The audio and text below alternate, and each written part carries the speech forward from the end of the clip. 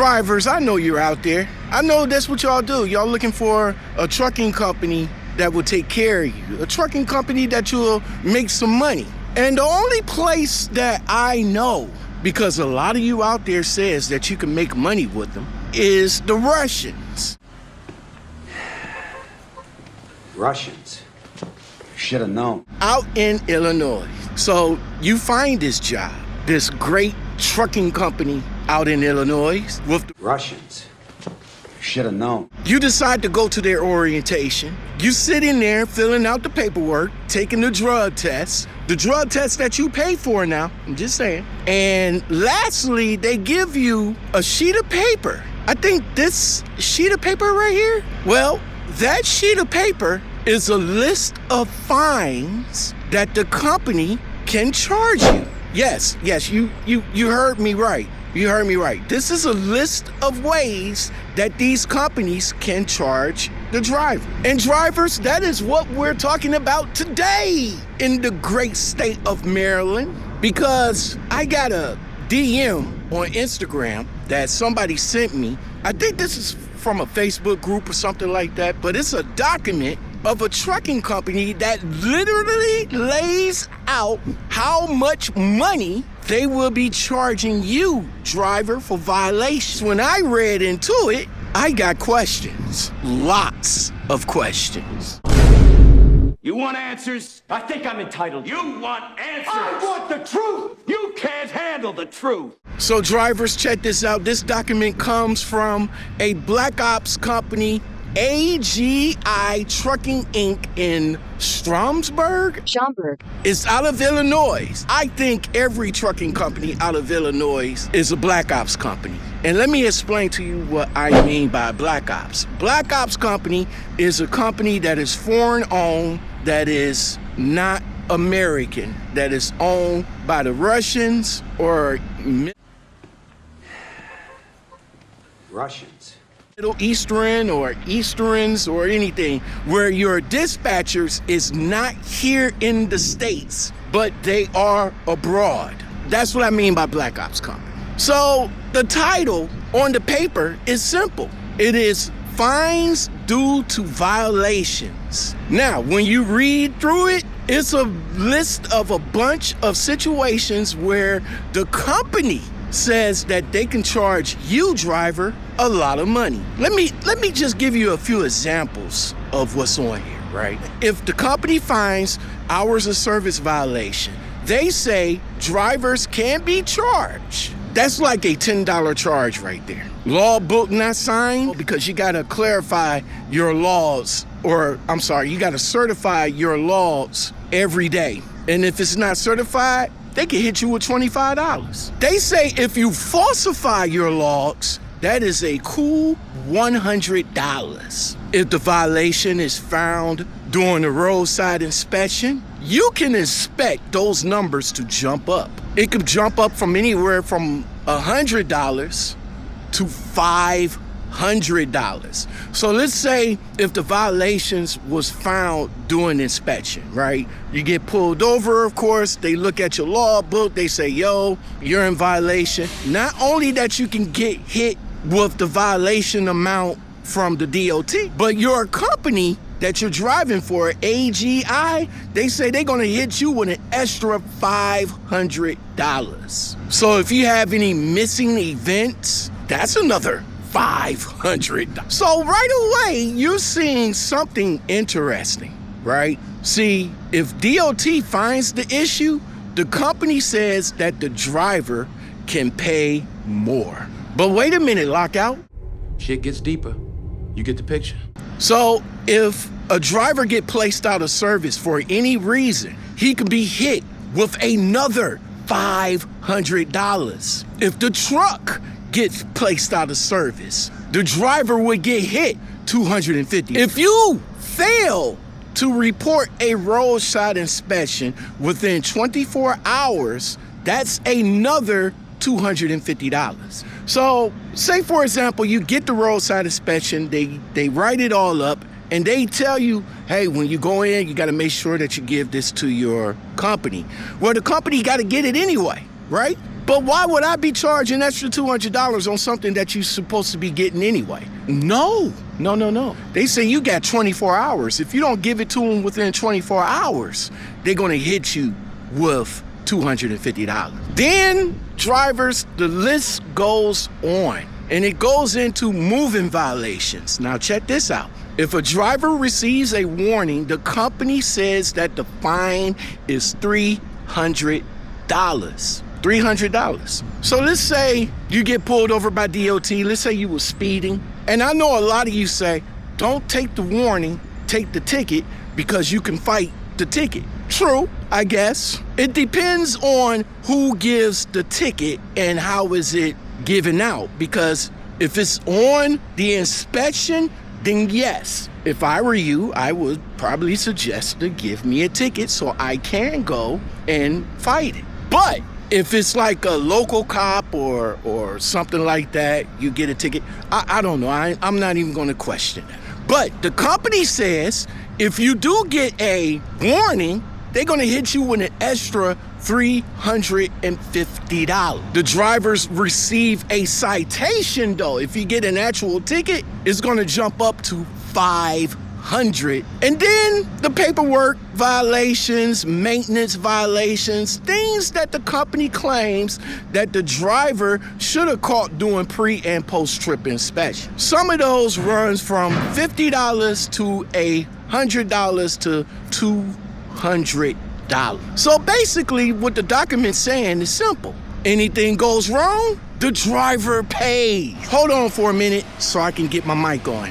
Hold on. You guys can hear me quite clearly now. I know I sound crystal. But anyway, I just want to start by saying I'm going to be totally straight with you, because when I saw this, I said to myself, hold on, can companies actually do this to drivers? Because a lot of drivers think the answer is yes, right? A lot of drivers think if a company says something in policy, then it must be legal. But unfortunately, drivers, that's not always the case. See, here's the first thing you guys need to understand. Under the federal trucking regulations, carriers are not allowed to pressure drivers in ways that would affect safety compliances. If a driver feels like they could lose hundreds and thousands of dollars for a log mistake,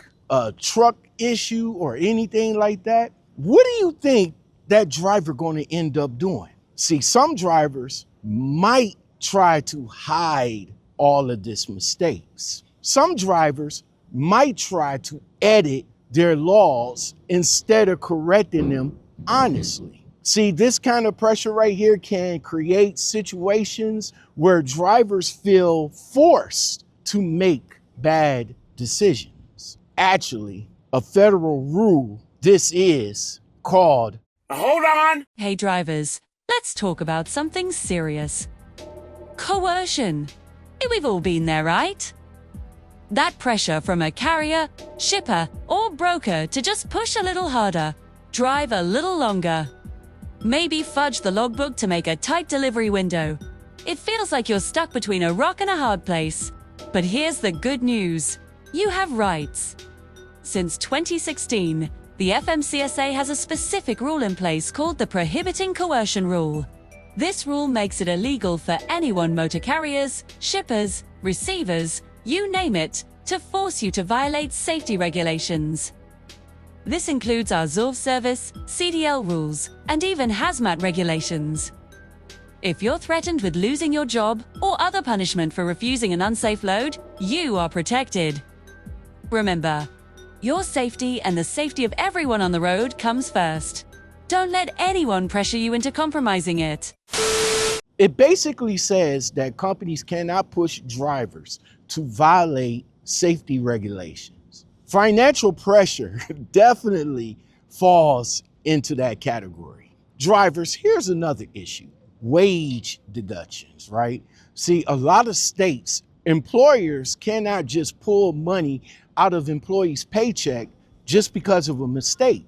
See, there's rules to this game. No rules to this game. See, if a deduction push your pay below minimum wage, that quite possibly can violate federal labor laws. And in many states, companies cannot fine employees for workplace mistakes unless the deduction is legally allowed. So, drivers, when you see something like this, a company hands you a list of fines for violations that the company should be responsible for, they will say, hey, this is policy. See, drivers owe $500 for any type of violation that we deem fit. But it raises questions about how that money is actually being collected. Now, drivers, here's where things get a little bit more interesting, right? Now, I'm going to tell you, companies like the Blk Ops companies out in Illinois, they found ways, a lot of ways around these labor laws and labor protection. And of course, drivers, I've been talking about this and many other drivers have been talking about this for years. A lot of carriers, especially Russians. own fleets, see, they structure their companies around lease operations and 1099 drivers. So instead of hiring the driver as an employee, they classify them as an independent contractor. Shit gets deeper. Now, once a driver is labeled an independent contractor, the company shifts all kinds of financial responsibilities onto the driver. Things like truck payments, insurance, maintenance, breakdowns, fuels, permits, and even some fines and penalties like this on this paper right here. Because now the company says, you're not an employee. No. You're running your own business. But see, drivers, here's the problem. In a lot of those setups, which it pretty much sets the driver up to fail, the driver isn't really running an independent business now, is he? Not since the company that still controls the loads, the routes, the dispatch, the schedule, and the fuel cards. Yes, I say fuel cards. They can turn it on and off whenever they want to. So when you end up in a situation where a company gets the benefits of having a contractor, but still treats the driver as an employee. See, drivers, here's where things get... Shit gets deeper. Because the courts, right? If you do it right, the courts have ruled in some cases that drivers are definitely misclassified as independent contractors. And see, drivers, when that happens, a lot of those financial penalties, they definitely start to fall apart. Now, I want to just say, let's talk about something else that I seen on that paper, right? Let's talk about the out of service fines, right? See, that document easily says that the driver can be charged money if the truck the truck is put out of service. And see, that's where things start to get interesting with me, because up under the federal trucking regulations, the carrier is responsible for maintaining the truck. The drivers are definitely required to report issues with the truck, issues with the trailer. We reported to them in our pre and post trips inspections, because the legal responsibility for maintenance, the equipment, which is the truck and trailer, still falls on the carrier. But see, again, here's where the loophole comes in at, right? Being that you're a independent contractor and you a lease operations, you take the responsibility of the truck and trailer. So if a truck is placed out of service for a mechanical issue that is not for a mechanical issue that the driver could not reasonably detect, they still going to charge the driver money for that. And to me, drivers, that becomes questionable. Now you have the moving violation penalties, right? That's on this paper. A lot of moving violations. right? See, if the driver gets a citation from a law enforcement, the driver already has to deal with that ticket. The driver already has to pay that ticket. The driver already has to fight that ticket. But per company policy on this paper that we see here, it says that the company will also charge the driver an additional $500. That's not a government fine, people. That's company penalties. And again, depending on how it's taken from the driver's pay, it still could fall up under the category of wage deductions that the labor board sometimes rule that the deductions are illegal. Now listen, drivers, to be fair, I definitely understand what the companies are trying to do here. It's twofold. The first fold is they want drivers to do their proper pre and post trips inspections. They want the drivers to have their laws done correctly. They want the drivers to be compliant, to be safety compliant. See, all that matters. Why? Why? Because nobody wants an unsafe driver on the road, right? If you want to look at it from a legal standpoint, from a technical standpoint, yes, that will probably be the reason. But the second fold is the fact that they do it because they can get away with it so they can fuck the drivers out of more money. Think about that for a minute. But see, the problem comes when companies starts to shift the liability, the financial liability onto the drivers for things that legally should fall on the carrier. And for that, a lot of drivers don't even question it. They assume if the company says it, then that's just how it is. But again, drivers, take it from me, that's not always the case. Here's the reality of everything. Most drivers, and most of you don't, most of you guys don't challenge none of these deductions. Y'all just pretty much eat the losses. $200 here, $500 there. And the company keeps doing it because nobody pushes back the situation. But here's where the power falls into your hands. Is in my hands. When you file a complaint with your state labor board, and when the state starts to look into how these fines was deducted from your paychecks, these companies, these Blk Ops companies, they will have to end up paying you the money back with probably some extra money on top of it because they got to get penalized for what they have done to you. Let's be honest, a lot of you drivers just don't file the complaint. All y'all do is just pretty much eat the losses. Look, let me tell you something, right? Trucking already have enough pressures. Believe me, I know I've been in the game for all these years. Tight delivery windows, traffic, weather, receivers that take advantage of you and your hours. We deal with enough out here. But when you're a driver that's looking for a company and you felt that this company is a good company, and then you start to see paperwork like this, where they can charge you hundreds of thousands of dollars for violations, well, that just raises a whole lot of red flags for me. Before I get on up out of here, drivers, at what point does accountability turns into passing the company's risk